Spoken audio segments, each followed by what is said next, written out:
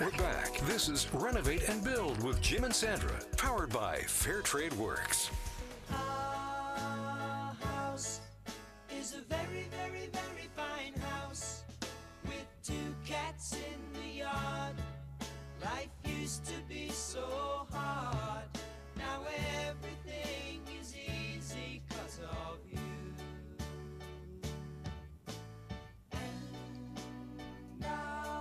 Happy Saturday morning and welcome to our house. At least that's the way we like to think of it every Saturday morning for the next 60 minutes. Thanks for joining us here on Renovate and Build. My name is Sandra Lummis, and let me introduce you to my co-host, Fair Trade Works founder and president, Jim Perkins. Good morning, Jim. Good morning, Sandra. I was just getting a nod from our producer Wayne to put my phone down actually, because it's bad enough I have to drive hands-free these days, but apparently now I have to radio host hands-free. I'm actually enjoying the interaction with our listeners and hearing the homeowners' questions.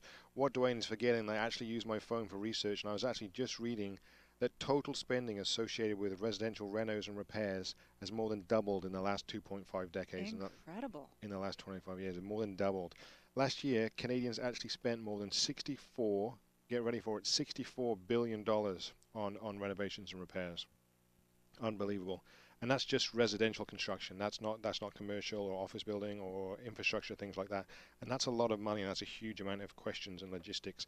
And that's what this show is all about. You know, when we first considered hosting the show, our main concern was the workload of preparing for the show and coming on the show, as well as running the new company. But the overriding factor that made us make our decision was to create a place and a trusted source where home and business owners can really safely ask construction questions, and ours to be a really true resource for construction information. Yeah, all kinds of interesting topics. Yeah, and that's exactly how Renovate and Build was born. And that's why I'm thrilled to be sitting here on this weekend answering your questions and sharing construction development related questions. So please don't hesitate to ask us big or small questions. We're here for the whole marketplace, and that's very important to us. And there is one more reason why we call in the experts as well. Actually, Nicola Campbell from Walter Homes joins us right now on the phone. I know we already have listener questions lined up for. Good morning, Nicola. Hi, good morning. Good morning, Nicola. Welcome to the show. I know real estate is really busy at the time of year for you and your team, so we really appreciate you taking the time out to come on the show and speak with us. We're going to be getting into market-related questions with you in a moment, but first I was hoping to be able to ask you a couple of listener questions. Absolutely, far away. So, Nicola, Sergey, one of our listeners, said that he was really excited to hear last week that you were coming up on the show because he wanted to ask your advice on the most affordable community that you believe he can and his family can move to. He actually has 2 young children, ages 1 and 3, and this will be their first home purchase ever, so congratulations to you guys. Sergey works in Burnaby, but he said he's willing to commute to buy his family the right home. Okay. Well, without knowing a few more specifics, it's a little tough to answer, but generally there's a number of factors that new home buyers should be considering when they're starting their search. Our general starting point is, what Sergey and his family can afford or what they're looking to spend. Obviously, bracket or pricing is one of the biggest considerations for new home buyers getting into the market, and 3-bedroom home in Burnaby may be in a very different price bracket than in North Shore, for example. Absolutely, yes. So after we would look at pricing, we need to figure out what are his must-haves, the things that he really couldn't live without. So perhaps that's the number of bedrooms and bathrooms in the home. Perhaps it's in-suite laundry that is a deal breaker, as we say, or proximity to rapid transit if he's considering a commute. But we would look over and evaluate what those things are that are most important to him and his family, and then start looking in an area that would allow him to have a lot of options. Interesting. Yeah, thank you, Sergey, for your question. Nicola, Sergey's question is just one of many I'm sure you and your team get regarding value in the city, especially with BC home sales in June heated up another 3%. But the truth is that we should be happy with our homes having maintained this incredible value in the West, right? I couldn't agree more. Our market is certainly influenced by global perspectives, but we do in Vancouver function independently of the rest of the country. So we see that we have other factors contributing to our demand in the market. So immigration is one, the fact that Vancouver is quite landlocked. Tourism, we have a lot of people wanting to retire here and so forth. So not to mention the fact that Vancouverites and our own population growth. So it just seems to be that the areas are filling up, so to speak, and so we're seeing more pushing out into rural areas and a lot of growth with respect to more condos, townhouses, and being built, and a bit of a shift happening there. But I would say one of the best things about our unique position here is that our growth allows for the buyers to have a really high degree of confidence and that the market won't destabilize overnight, which isn't necessarily true for other parts of the country. And, we add to that our tight banking practices here, and it makes investors and homeowners feel very safe coming into the market here, which contributes to that growth that we're seeing year after year, which is overall making everybody benefit. Well, that's good news. So what do you think the general feel right now is out in the real estate market, Nicola? Like, what are the sought-after properties in the region? Again, there's a pretty wide variance. I would say that overall the market is highly active. It's been really active all year. The summer has been one of the most active summers that I've seen in my 10-year career. And I'd say that there's two areas where I see that the most. Under $500,000, because there is a property transfer tax credit up to $475,000 for new home buyers. Mm-hmm. And then we're also really seeing a lot of demand in the detached home market across the board and across areas. And that really is a factor of the number of homes on the market being lower than the demand, which is continues to drive the activity level in the market. And the third factor would be the interest rates being so low. I think my mortgage broker said that she could get it 2.99 on a 5-year fix, which is absolutely incredible. And it just is really letting people get into the market and make all those payments go more to principal than interest and so forth, but also that the payments themselves are lower. Yeah. Nicola, as you know, I'm from Europe and have predicted some time that the past here in Canada and the US is not necessarily a forecast for what we can expect. When you're dealing with internationals coming here from more expensive countries, what in your experience, what has been their reaction to the price point of the homes here?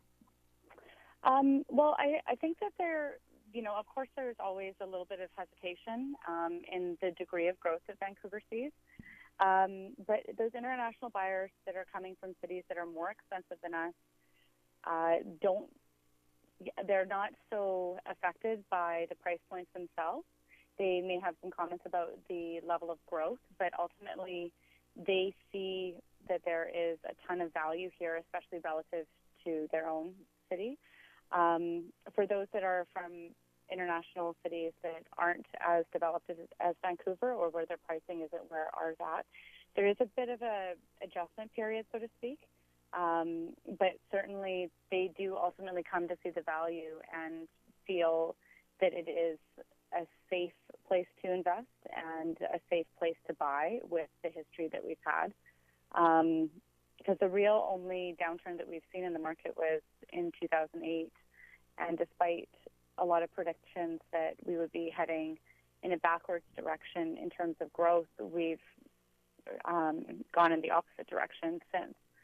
So, yeah, I mean, Vancouver just really is a very unique city across the country in that sense.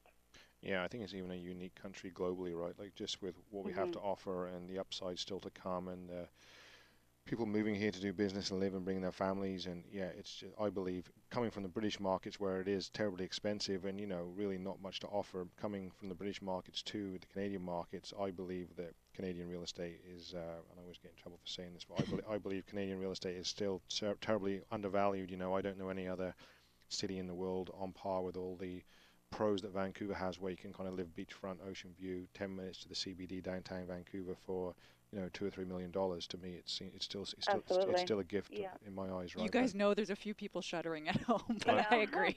Yeah, it's well, I have a client that I'm working with right now who has a I think, 700 square foot flat in London, Right. in pretty central London, and I believe the ticket on that was £900,000. Wow. Yeah, Does exactly. that sound right? That sounds Yeah. exactly right. And but it's Yeah. like downtown London is like the flats as we call them over there are absolutely tiny, and they're multi-million Canadian dollar properties, right? And they're literally shoeboxes stuffed in downtown London. Add the living expenses, add commuting, you name it, parking. It's all metered. It's the cost of living Yep. is just absolutely extortionate, right? So. Okay, so Nicola, we've been talking a lot about home renovations, and with a shortage of vacant land in Vancouver, many people, or some people, are now having to, kind of resign themselves to the fact that they're going to buy a home and then after that adapt it or customize it to their liking. How are you helping sellers mentally prepare potential buyers to see the vision in their properties? Well, the number one thing that we do whenever we meet with a client who's looking to put their home on the market is to prep them for a stager or an interior decorator to come through, and not necessarily to make it look like Home and Garden magazine, but certainly to allow a buyer to come into the space and be able to see themselves in the space and be able to see uncluttered room sizes and wall space and surface area so that they can then start to get creative in their own minds. And generally speaking, the less furniture, the less distraction that there is in the space, the easier it is for a buyer to do that. So we have stagers and interior decorators that we work with to help our sellers try and see it from a different perspective and reconsider how they might arrange the space to allow for the maximum experience from a buyer's perspective, so to say. Yeah, because people really do want a kind of a clean slate, right? And they also, I've noticed when we're viewing so many homes or being in so many people's homes doing construction, is that I always find that the main rooms are really well kind of decorated and prepared, and then people will run out and buy a mirror from IKEA or something and put it on top of a cabinet. It's, just kind of throw together like half stage the rooms, and it always seems it's people open the doors and they just kind of let down to what they see, right? So having a nice flow through, unlocking potential, and like you said, just letting people to be able to see that they can really make these homes there. And I mean, the thing is, for a buyer is in that space for, depending on the size, 5 minutes, 10 minutes, 15 minutes. Those first impressions, right? If you are not driving that opportunity to them, which is ultimately our job, then you lose your chance. And so that's what all the preparation that goes into a listing is all about, is to make it as easy and as easy for the buyer just to come in and help see the space. And then certainly while the buyer's walking through, my associates and I will be making suggestions, and not too much obviously to overwhelm, but we see so much property, we see the potential very quickly, and it may be a bit more of a difficult path to follow for somebody who is just looking at their first place. Right. And if anybody heard that beeping, that was actually Sandra's heart monitor. I think it went off because we talked about the undervalue of $900,000 flats. Yeah. Okay. So she's still alive here. So just letting you guys know we're safe. Nicola, at Walter Homes, I know you're all about the experience. Like Fair Trade at Fair Trade Works, we try to create a client care cycle that makes people want to use you for the rest of your life. You almost have like a professional or a customer for life. Can you just kind of share your team's philosophy on what you believe creates that really enjoyable real estate experience? Absolutely. We're first and foremost dedicated to our clients. Our prime directive is to make sure that our buyers and our sellers are achieving their goals financially, are achieving their goals from a personal level as well, and make sure that we are holding their hand from start to finish. And this speaks to the type of business that we get now. So our business is about 80 to 90% referral business from past clients or clients that we are currently working with that are referring us to friends and family and so forth. And that's how we want to cultivate our business. We never set out to be the biggest out there. We want to be the best, and so that's what we're working towards. Well, we know you're busy on Saturday mornings, basically 7 days a week, so we're going to let you run today. We thank you so much for your time. Absolutely. Thank you so much for having me. Have a great Saturday. Okay. You too. We've been speaking with Nicola Campbell, Realtor for Walter Homes. You can learn more about Walter Homes on their website at walterhomes.ca. That's WALTER homes.ca. And you can also give Nicola a call to ask her questions personally. Her number is 604-767-4600. And coming up right after the break, smart locks on our weekly feature of Product Face-Off. There's still lots more ahead. This is Renovate and Build, powered by Fair Trade Works with Jim and Sandra.